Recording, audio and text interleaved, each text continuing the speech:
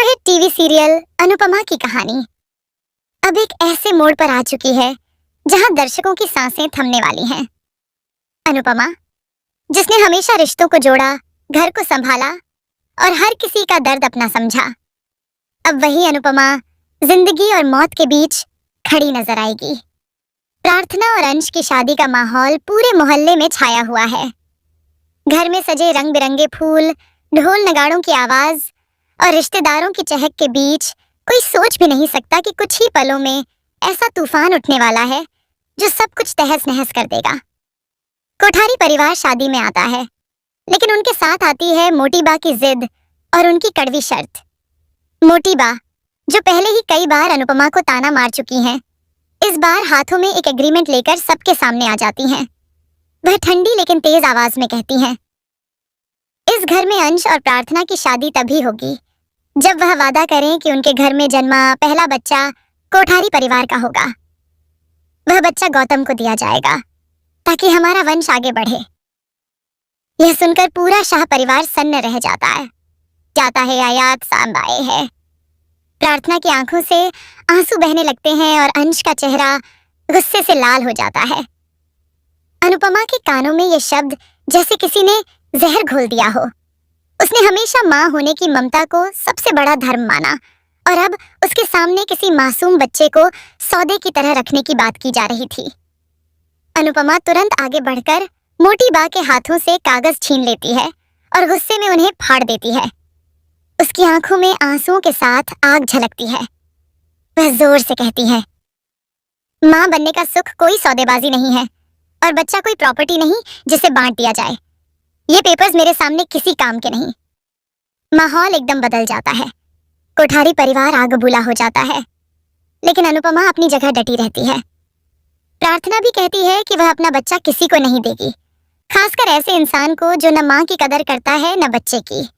अंश भी अपनी पत्नी के साथ खड़ा हो जाता है, लेकिन जैसे ही सब कुछ शांत होने लगता है, तभी सामने आता है गौतम का असली चेहरा। वह अंदर ही अंदर अनुपमा से नफरत करने लगा था, क्योंकि अनुपमा हर बार उसकी चालों को नाकाम कर देती थी। वह ठान लेता है कि अगर अनुपमा है तो उसका मकसद कभी पूरा नहीं होगा, और इसी जिद में वह ने बा पाए कि बा कुमा किया ने गहनता से दिन दे दे आलेनिन से का प्लान बना डालता है। शादी का मंडप, रोशनी और संगीत के बीच अचानक अंधेरा छा जाता है। बिजली का करंट फैला दिया जाता है और ठीक उसी वक्त अनुपमा वहां पहुंचती है। जोरदार धमाका होता है और पूरा मंडप हिल जाता है। लोग चीखते चिल्लाते हैं। धुएं और अराजकता के बीच सब एक दूसरे को ढूंढ रहे होते हैं, और तभी खबर फैलती है, अनुपमा अब इस दुनिया में नहीं रही। यह सुनकर पूरे शाह परिवार की रूह कांप जाती है। प्रार्थना रोते हुए बेहोश हो जाती है। अंश बिखर जाता है और बादशाही अपने सिर पर हाथ मारकर चिल्लाने लगती हैं। लेकिन सबसे ज्यादा टूटती है राही, जो अनुपमा की अपनी बेटी की तरह थी। उसकी आंखों में आंसू नहीं आते, बल्कि वह पत्थर की तरह जम जाती है और फिर अचानक कह देती है, मैं अपनी माँ को आखिरी विदाई नहीं दूंगी, जिसने मेरी जिंदगी को हमेशा कंट्रोल किया, जिसे सिर्फ दूसरों की चिंता थी। उसने कभी मेरी खुशियों को अहमियत नहीं दी। आज अगर वो चली गई है तो मैं उसके पार्थिव शरीर के सामने भी नहीं जाऊंगी। यह सुनकर हर कोई दंग रह जाता है। ज्यादा ही बाए है। पूरा परिवार हैरानी से राही को देखता है। प्रेम, जो अब तक चुप खड़ा था, अचानक आगे बढ़कर राही को रोकता है और बेहद कड़े शब्दों में कहता है, राही, तुम अनुपमा के बारे में ऐसे शब्द कैसे बोल सकती हो, जिस औरत ने अपनी पूरी जिंदगी तुम्हारे लिए कुर्बान कर दी, तुम्हें माँ का प्यार दिया, तुम्हारे लिए अपना सुख दुख भुला दिया। आज तुम कह रही हो कि उसे आखिरी विदाई नहीं दोगी। सच कहूं तो तुम न तो अच्छी माँ बन पाई, न ही अच्छी बीवी और न ही अच्छी बेटी। प्रेम की यह बात सुनकर पूरे परिवार की आंखों में आंसू आ जाते हैं, लेकिन राही और ज्यादा गुस्से में वहां से चली जाती है। इस पूरे घटनाक्रम के बाद शाह परिवार बुरी तरह टूट जाता है। हर कोई सोचने लगता है कि अब इस घर को कौन संभालेगा, कौन रिश्तों को जोड़ेगा। अनुपमा तो सबका सहारा थी, लेकिन अब उसके बिना सब कुछ बिखरने लगा है। इसी बीच एक और बड़ा ट्विस्ट सामने आता है। अस्पताल से खबर आती है कि अनुपमा का शव किसी ने गायब कर दिया है। अब सवाल उठता है, क्या वाकई अनुपमा की मौत हो चुकी है या फिर कोई रहस्य छुपा है?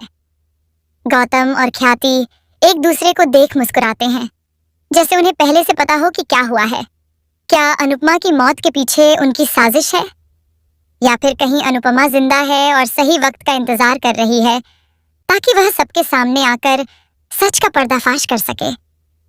पूरा शाह परिवार इस दुविधा में फंसा हुआ है। प्रार्थना बार बार भगवान से प्रार्थना करती है कि उसकी अनुपमा माँ उसे वापस मिल जाए। अंश हर कोने में जाकर अनुपमा को ढूंढता है। बाहर किसी से कहती हैं, अगर अनुपमा नहीं रही तो ये घर नहीं बचेगा, सब खत्म हो जाएगा।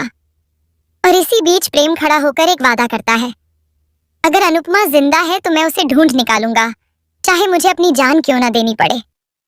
और अगर अनुपमा अब इस दुनिया में नहीं रही तो मैं उसकी आखिरी इच्छा पूरी करूंगा। इस परिवार को जोड़े रखूंगा और हर रिश्ते की डोर संभालूंगा। अब आगे की कहानी और भी ज्यादा खतरनाक और रोमांचक होने वाली है, क्योंकि यह राज धीरे धीरे सामने आएगा कि अनुपमा की मौत एक सच है या सिर्फ एक भ्रम।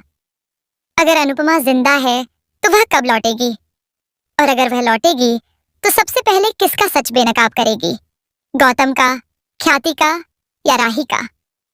एक माँ की कुर्बानी, एक बेटी की नफरत और एक पति का बदला, ये सब मिलकर सीरियल अनुपमा की कहानी